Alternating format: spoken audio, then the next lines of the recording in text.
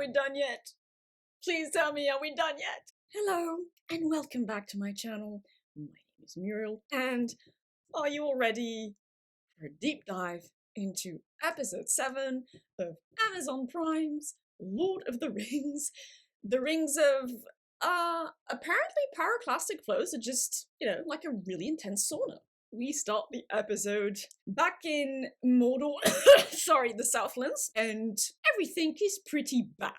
The situation is no bueno, though considering everything should have been annihilated, I'd actually argue they're pretty well off, all things considered. The landscape is just awash in apocalyptic orange, or, that special Blade Runner orange that everyone was going on about with, unfortunately, those California fires. Yes, the Southlands are just awash in Blade Runner apocalyptic orange. Yay. And so we see Gally just getting up from the ground, covered in Cheeto dust. She went for that full body scrub treatment at the Mount Doom Spa Resort, am I right? Though she does seem a little bit confused. I would personally be very confused at having survived a cataclysmic pyroclastic flow, but maybe that's just me. Maybe she's just confused because everything's orange. Who knows? So she gets up and she looks around. People are whimpering, screaming. A horse on fire gallops past her. Poor horse, am I right? Though, once again, it bears repeating, that horse should be dead. But then again, everybody should be dead. So she walks around trying to look for survivors maybe, or at least the peeps in her crew, because she does come across Theo, and she asks Theo, "Are you alright, mate?" And not, "Is this what death looks like?" But Theo is right, so he gets up and goes along with her, and then she moves on. Never mind the fact there's literally a dude on fire, like, just 5 meters away. No? Just let that poor fucker die?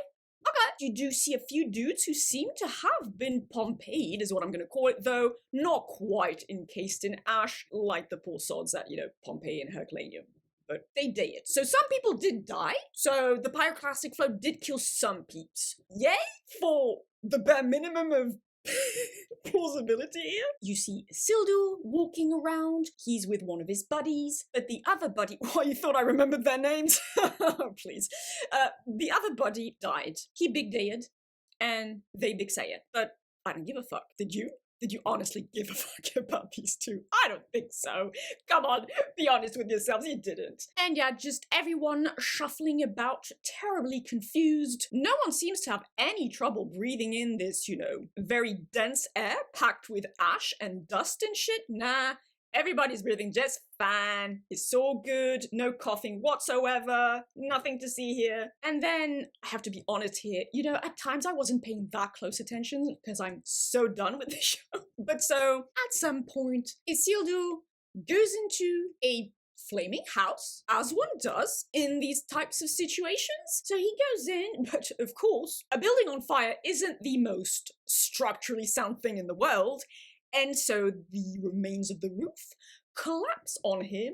I think Miri kind of goes in to try and save him. He gets stuck in the house. She goes in to try and help him, but then, remains of the roof collapse on him, and she's like, "No, he's dead." Y'all know he's not dead, of course, because it's actually, you know what? Considering this is pure fan fiction, they could just go on and break continuity in the most violent ways possible. So maybe they have bumped off Isildur, but then again, the plot armor in this bitch be thick, like I said last episode, so you all know he's not dead, but the others think he is, and so they just abandoned him. They don't actually try to remove some wreckage. It's on fire, sure, but then conversely, they all survived the pyroclastic flow, so them bitches have clearly been eating asbestos all their lives to be that fireproof, so I'm just saying. But no, instead we move on to my favorite bunch, the Half-Eat. Oh yes, Nori's family is, traveling to this grove the entire caravan was meant to travel to, and they're basically getting there. And if I may say so, that grove was a bit underwhelming. Just a few disparate apple trees, and that's supposed to feed the entire tribe for an entire season? Again, okay, to be fair, got to remember, you're not supposed to think when you watch this show because logic doesn't exist here. But guess what? oh no, some of the trees are burnt because somehow some of the flaming magma projectiles from Mount Doom got to that grove and smushed and burnt up a few trees. So they're right next to... Huh? Oh, right, geography doesn't exist either in this show. Silly me, I'd forgotten about that. And then you got the friendly stranger kind of bopping about, and he goes up to one of those burnt trees and he kind of, touches it and talks to it in his magic language. And so all the half-feet are like, oh, what's big stranger doing? Oh, it's so impressive, what's he gonna do? So they all gather around him. The wee sibling in the Nori clan, because so she has a little sister, I think. And so the little sister, tiny little half-foot, cute, okay, sure, fair enough. She kind of starts walking up to the tree. She's like, oh my god, he's actually going to do it. He's gonna fix the tree. But unfortunately, Stranger's magic just makes the tree shake quite a bit. So much so, in fact, that an entire bough of the tree just kind of falls onto the ground, almost but not quite, smushing the wee half-foot. I don't know what her name is, who cares? And so, well, the half-feet are like, oh no, you tried to kill one of us, you're so evil, how could you do this to us, you're supposed to be our friend? They're all panicking, and even Nori's family are like, they're very disappointed in the stranger. They're very disappointed that he could put their little wee one in danger like that. And so, yeah, they basically give him big, disappointed, bigoted looks. The big person is bad and we knew it all along. And even Nori's like, well, I thought you were my friend. And Stranger also is like, I thought you thought I was your friend. So yes, there is upset, there is confusion, and Stranger gets the big sads and he kind of walks off, and the half-feet are also very confused and very upset. And then they walk off. Then before the scene moves on, you kind of see this tiny little flower emerging from the burnt tree. Oh, the magic worked after all. Who'd have thunk it? Then we're back in Casa Doom with the dwarves. Yay, but not really, because you'll see.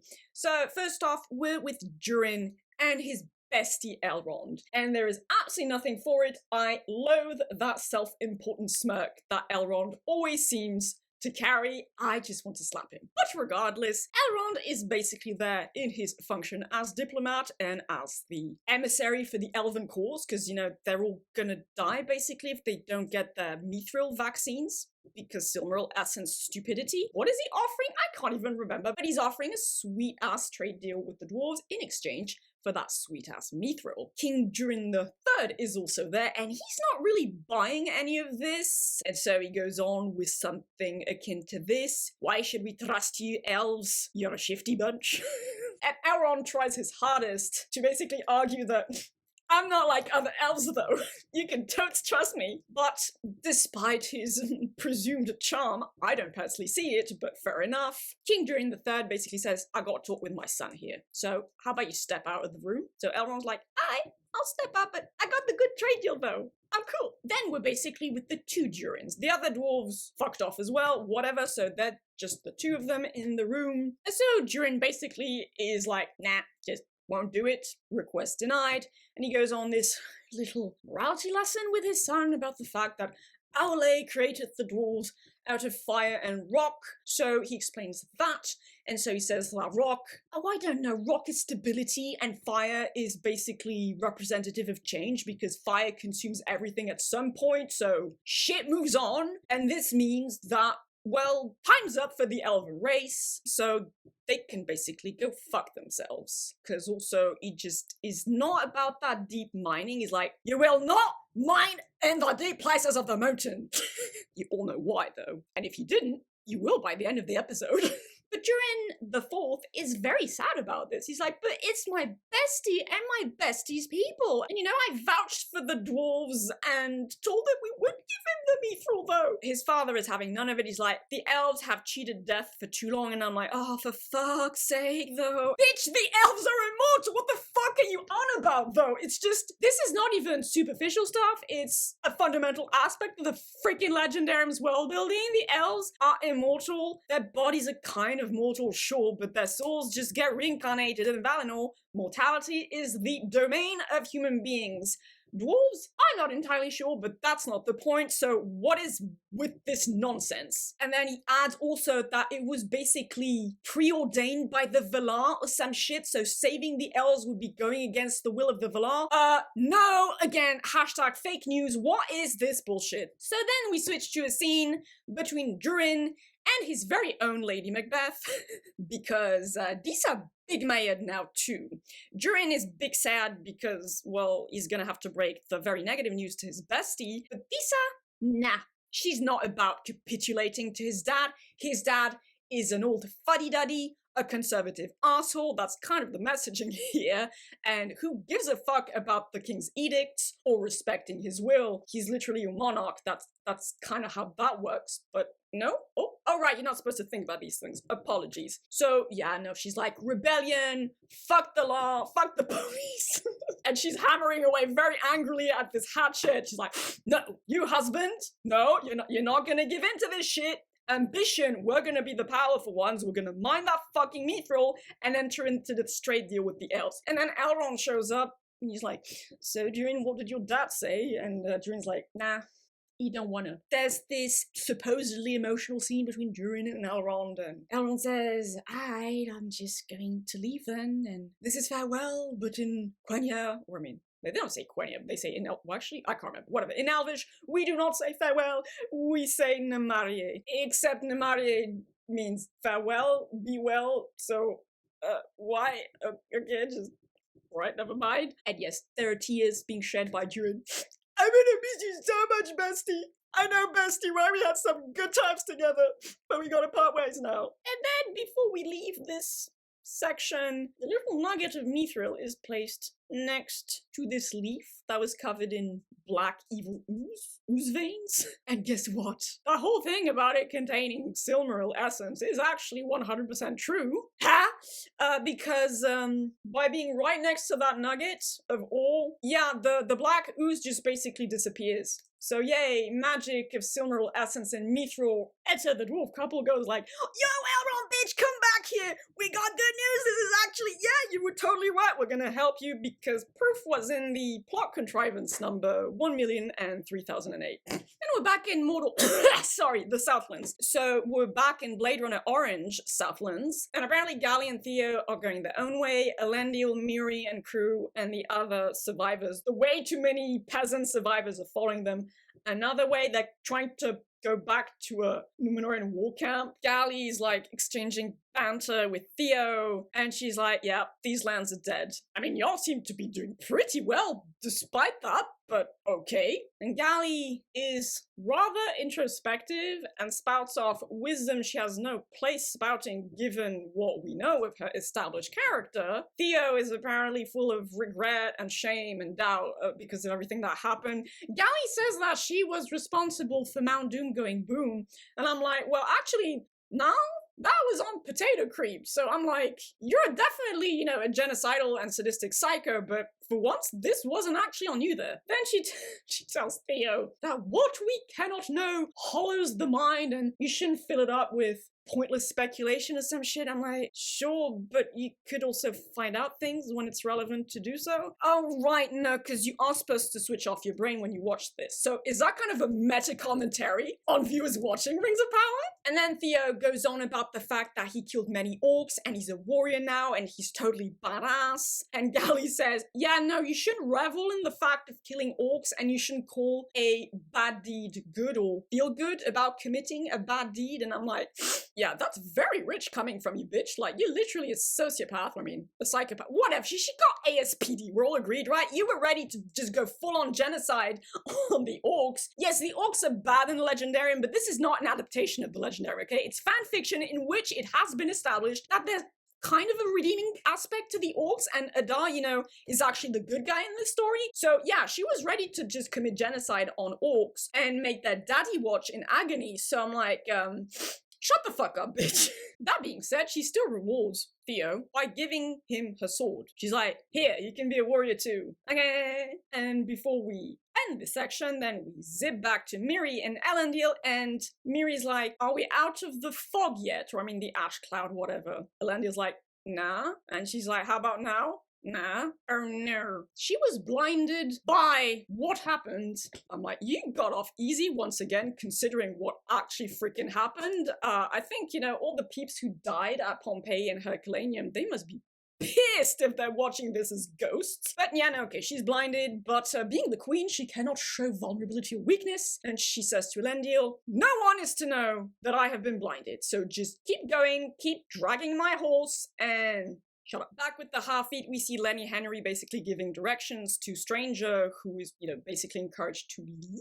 And so Lenny Henry is basically saying, yeah, your fellow big people are that-a-ways, and you'll find the constellations you're looking for. Stranger prepares to depart. He does get, once again, the stink eye from her family, but right before the Stranger actually exits the grove, Nori gives him one of the apples the Half-Eat managed to salvage from, well, them trees being burnt by missiles, basically. She gives him an apple, and so you have this zooming in on the little wee hand giving the big red juicy apple to the big stranger hand, and it's like, oh, that's so sweet, they're sharing an apple. I was kind of reminded, you know, of that painting of Adam touching God. But okay, the power of friendship, and so Nori has the big sads, Stranger leaves, and oh, what do you know? Stranger's magic, like I said, worked, and actually all the burnt trees are restored to glorious life, flowering and fruiting, and so now all the Half-Eat are kind of like, oh, we were mean to the Stranger, but it actually helped us.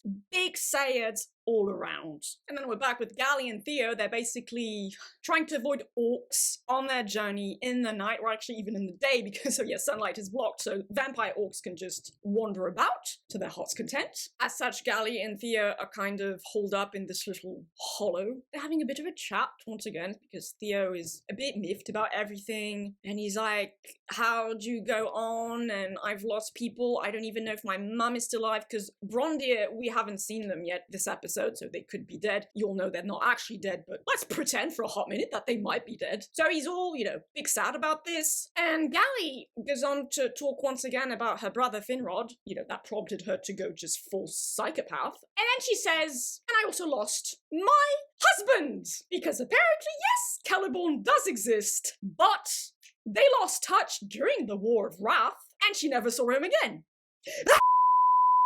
I'm so fucking done with this show. Okay, so, you're trying to tell me that fucking Galadriel just kind of forgot about her husband? She hasn't mentioned him once until now, but she's mentioned her freaking brother several times now to freaking Halbrand, the man she wants to fuck, to Elendil when they were talking about the sun rising and setting. And actually, he mentioned he was a widow. What? That just slip your mind that you yourself are technically a widow? I mean, that's what's being suggested. I don't fucking care that they might bring in Celeborn later on. The setup is shite. Because if this is actually the case, that he's still alive, why hasn't Galadriel been searching for him? You're telling me that she's been hell-bent on revenge for 1,000 years because the bro be dead, but what, her husband is just...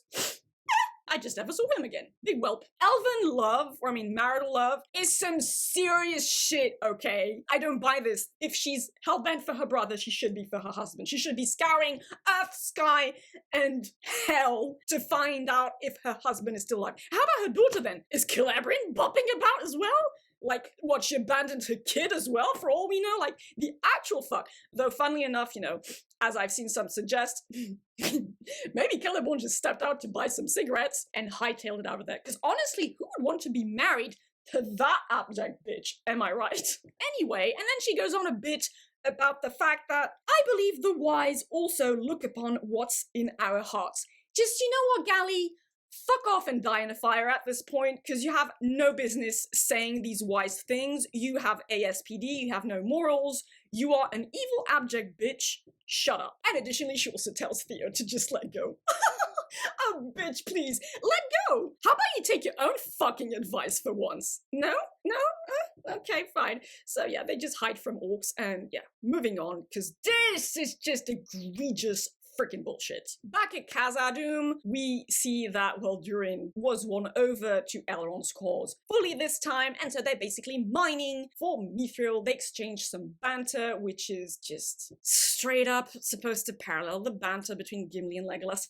Fine, I'll allow it, but I'm big mad, so still fuck off. And you know what? They actually break through some rock, and you see a big chasm in the mountain, and there's a shit ton of Mithril there. But oops, they are caught in deli flagrante because Durin the dad comes upon them. He's like, excuse me? Hell no, you went against my orders. That's not cool, bitch. So Elrond is deported, just out of Khazad-dûm, though he did take that little nugget of mithril back with him.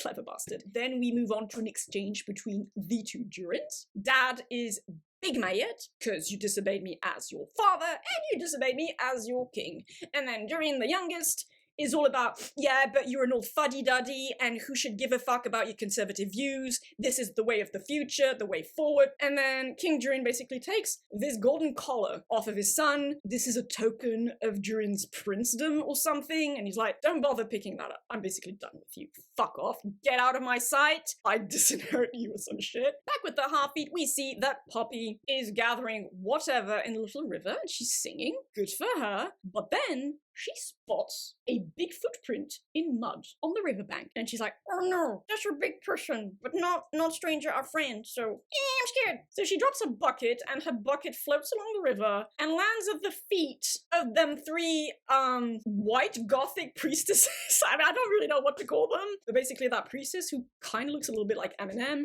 with her two sisters or what have you. They see that bucket and like, ooh, human or human adjacent activity? Interesting. They basically get to the grove of the Half-Feet because they notice that tree that's been fixed by Stranger, and there's a little trail of coloured flowers that goes off from the tree, so they're about to follow it. Poppy, meanwhile, has alerted the tribe, and so they're all hiding.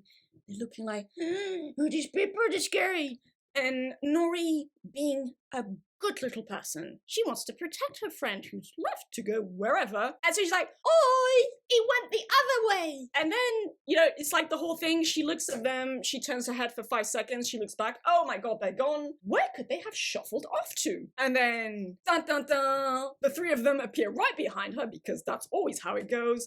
So she's like, oh no, please don't hurt us, me. Because I think although her dad kind of just walks up to them and he's like, you're not gonna hurt my family, just I have a torch, fuck you. But Eminem priestess is like, you think I'm afraid of fire, bitch? Because evil is very cold in this fanfiction. So she basically does with the torch, puts it out, and then she kind of harvested the flame from the torch, and then she kind of blows on it, and it basically burns all of the Half-Feet's huts. It's absolute chaos. The Half-Feet are dealt a very heavy blow, and those priestesses kind of, you know, fuck off. But the Half-Feet are very distressed. Fairly understandable, but do y'all think I actually care? Of course not. Everyone finally arrives at this Numenorean war camp. Theo goes into the med tent, and guess who is there? Bronwyn! She's helping the healers heal the injured, and Arondi is still alive, and he takes his stepson into a big warm hug. Ah. And so then Gally walks up to them and talks, and then the lot of them, or I mean it was maybe just Gally, I don't even care at this point, but you're on this promontory overlooking a valley with a river, I guess. It's supposed to be the Anduin. Who freaking knows at this point, because geography does not exist in this show. So they're all having a bit of a chat. Miri has a piece of cloth over her eyes. She doesn't want anyone to know she's blind, but okay, that makes a lot of sense, because once again, logic, intelligence, am I right? And, you know, Miri and Elendil, they want to leave, they want to go back to Numenor, but they will leave a garrison just in case to watch over the Southlands that aren't actually the Southlands anymore, but I'll get to that in a few minutes. But thing is, Miri has been convinced by what she saw, and she will be back. I'll be back. Basically with a bigger army, so you do in fact have a bigger army in reserve back in Numenor? Okay, interesting to know. And so Gally's actually crying.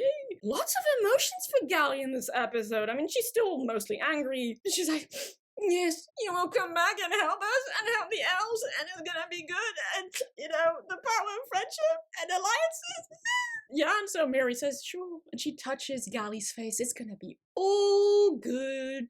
We're friends, allies, it's all nice, rainbows and unicorns, and we'll come back later with a bigger army to massacre everyone. Yay! But, you know, just to twist that knife in just a wee bit more, she also says, I vow it on my dad's name, I think? Whatever, but she does drop her dad's name as Ar Insiladun, except is a bit of a problem with that. That is in fact his name. It's his Adonaic name, but since he was part of the faithful and wanted to get back in touch with the elves, and through the elves the powers of light and good that are embodied by the Valar, he took a Quenya name.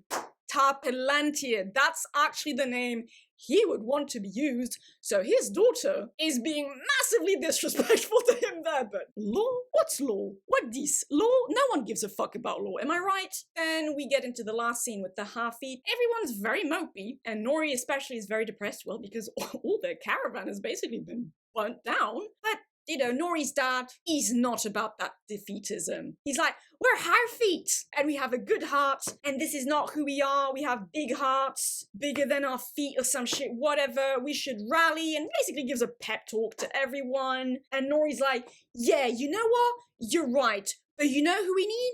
Our friend, the stranger, because he's big magic man, and also we need to help him because those mean bitches, witches, no, they don't deserve the title of witches, excuse me, those bitches are just going after our friend, and he helped us, we should help him. So basically, her and Poppy, so knockoff Samwise and Frodo, decide to go after him, but you can't let the little ones go off trail by themselves. Oh no! So Nori's mum volunteers to go with them, but still that's not good enough. You need a pathfinding expert. So Lenny Henry's wife says, how about you go with them as well? And he's like, I hated that you're always right, wife.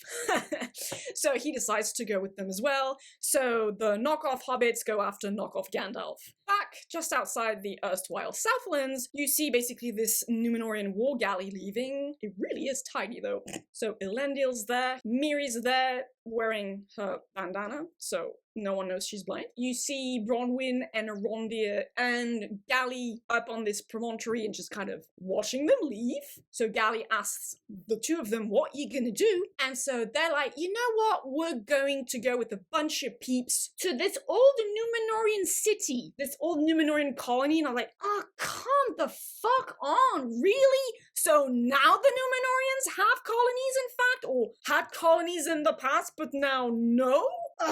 Okay, fine, so they're gonna fuck off to an erstwhile Númenorian colony that we're just learning about, sure, fair enough. And then Gally says, yeah, I have to go back to the elves to prepare for the big bad shit that's gonna happen, obviously, but where's my boyfriend? So Halbro is in fact back in that war camp, and he's not in terribly good shape. He is in a sickbed, and he's got a big old infected wound in his side. Gally takes one look at him, and she's like, nah, he needs elvish medicine. He needs that mithril vaccine, am I right? So yeah, I gotta take my boyfriend with me back to Linden and, you know, report back to my High King and present him my new boyfriend. They decide to do that. You would expect Halbro to require some kind of palanquin or, you know, assistance to go to freaking Linden, but no, he just gets up, gets out, and he's like, sup, I'm gonna go back to the elves with my girlfriend, yay! And as they leave, you see all, what, 40 of the Southlanders go,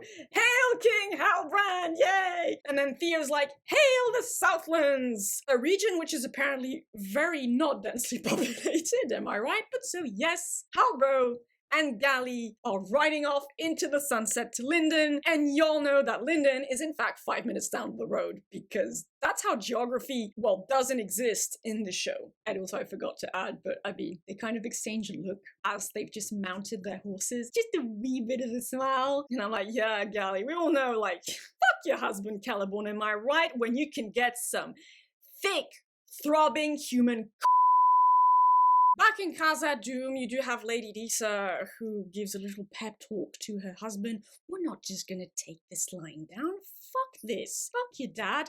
I'm Lady Macbeth here, and I'm gonna put you on the throne. They all have Scottish accents, so come on, it kind of fits here, am I right? And then you see King Durin the Fourth basically telling other dwarves to shut down that mine they had opened. I mean, it's not really a mine, but basically that hole leading to this chasm where the mithril is. And he throws this elven leaf, you know, this golden leaf from the tree in Linden that Elrond brought with him, yeets that leaf through the hole leading into the chasm, and you see that leaf fall down, down, down.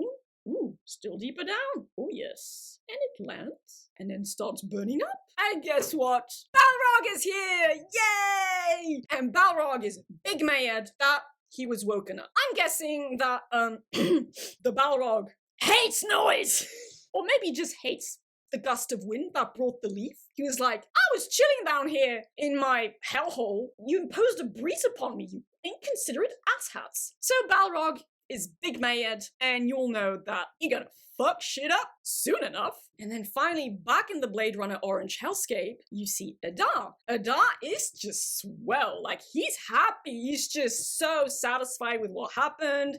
His plan went relatively smoothly, all things considered. Potato Creep is still there. He's doing well as well. Like, just give it up for Potato Creep. He's the real MVP here, am I right? So, yeah, they're kind of celebrating. The orcs are bopping about as well. And so Potato Creep emits this rallying cry of, Hail Adar, King? Did they call him King or Lord? It doesn't matter. It amounts to the same thing, but basically, King of the Southlands. But Adar is like sitting and he's like, nah, bruh, this ain't the Southlands no more. But instead of naming this new place, you pan out from Adar. You see this panoramic view of Mount Doom and the surrounding landscape. And on the upper left corner of the screen, you see the Southlands. And this burns up and becomes Mordor. Because apparently Amazon thinks we're absolutely thick. Y'all realize that we knew this was Mordor. It's not that complicated. I mean, nice of you to make it easier for those who really are clueless, but like, we're not all thick, you know? Just, okay. But so yes, in case there was any doubt remaining in your minds, this has in fact become Mordor, the land of evil. Yay!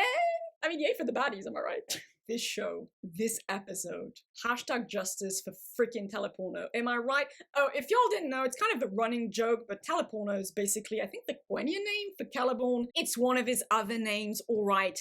Hashtag justice for Celeborn. Hashtag Gally is a feckless bitch of a wife. Hashtag Gally is a hypocritical, genocidal and sadistic psycho. Hashtag Adar is still basically the best guy in the show here. Hashtag, well, I guess justice for orcs has kind of been accomplished with the creation of Mordor. The law butchering was just cranked up again in this episode. And also I was bored, just straight up bored. I actually fast forwarded in several places. I was like, I don't care about this, I don't care about this, just move on, move on, move on. Did see the Balrog for a hot minute there, and he was not happy at all. To be fair, he was, you know, very rudely awakened from his slumber. Like, that is just not nice. Inconsiderate asshats. I'm sorry. Also, y'all realize that basically it's confirmed now that Halbro is Sauron, and honestly, I don't even care if I end up being wrong, because at this point, just fuck the show. But I mean, he's riding off with his girlfriend to go to Linda, which means he's going to meet Celebrimbor, which means he's going to be put in a relationship to him to offer his gift of smithing ability, wink wink, because I mean, that's how it actually kind of happens in the source material. He kind of shows up as this amazingly skilled smith, presents himself as Anatar, the giver of gifts. So I'm guessing the gift here, besides, you know, his incredible appendage that Gally thirsts after, he's going to bring the gift of his smithing skills. Yes, and help Celebrimbor forge those rings. Because I'm sure, like, his healing is probably going to involve mithril or some shit, and maybe then the mithril with the Silmaril essence will activate his shape-shifting powers or some shit, and then Gally's gonna be like, oh no, I fell in love with Sauron! Yeah, and forgot about your husband too, I might add. Yeah, she's gonna be very distressed, and so she's gonna be like, either they're gonna fuck first, I kinda like that, but realistically, that's probably not gonna happen, but she's gonna be like, but I loved you though. And you're the bad guy who killed my brother, no! And so she'll have massive blue balls too, because she's been lusting after this dude for a long time now. She ain't gonna get released there, so she'll be big mad, big sexually frustrated, and big sad. World War III is gonna happen, basically. And then Halbro Sauron is gonna be big sad of being rejected by his girlfriend, and also big blue balls and big just angry because how could my woman reject me? So I'm gonna turn bad and become Sauron. I wish I were joking, but y'all know this is entirely plausible. So on that note, I hope you found some entertainment out of this video. If you want to share any thoughts in the comments down below, you're more than welcome to do so, or on the Discord server. There is a link for it, a permanent link now, for it in the description box down below. But in the meantime, I hope you all have a lovely day, evening, or whichever time of day you prefer. Do take good care of yourselves. Thank you for the continued support, and I shall see you all reasonably soon in another video. Bye-bye.